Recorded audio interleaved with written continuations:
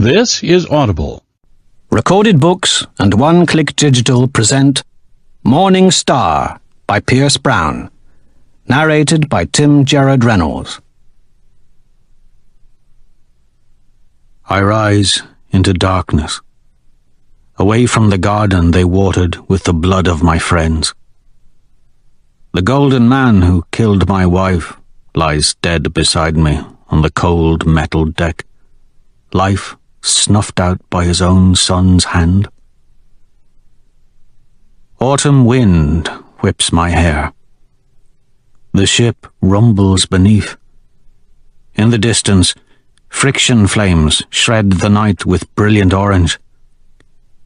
The Telemanus is descending from orbit to rescue me. Better that they do not. Better to let the darkness have me and allow the vultures to squabble over my paralyzed body. My enemies' voices echo behind me, towering demons with the faces of angels. The smallest of them bends, stroking my head as he looks down at his dead father. "This is always how the story would end," he says to me. "Not with your screams, not with your rage, but with your silence." Roke, my betrayer, sits in the corner. He was my friend. Heart too kind for his color. Now he turns his head, and I see his tears. But they are not for me.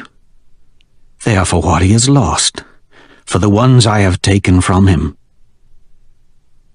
No Ares to save you, no Mustang to love you. You are alone, Darrow. The jackal's eyes are distant and quiet. Like me.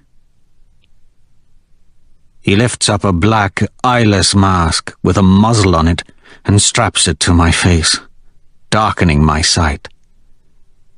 This is how it ends. To break me, he has slain those I love. But there is hope in those still living, in Sevro, in Ragnar and Dancer. I think of all my people bound in darkness, of all the colors and all the worlds, shackled and chained so that gold might rule, and I feel the rage burn across the dark hollow he has carved in my soul. I am not alone. I am not his victim. So let him do his worst. I am the Reaper. I know how to suffer. I know the darkness. This is not how it ends. Part 1. Thorns.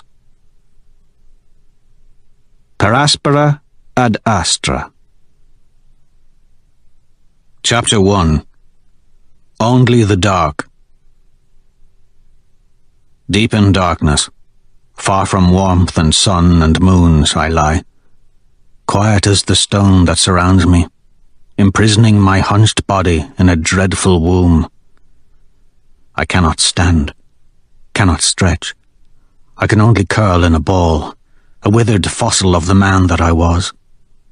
Hands cuffed behind my back, naked on cold rock. All alone with the dark. It seems months, years, millennia since my knees have unbent, since my spine has straightened from its crooked pose. The ache is madness.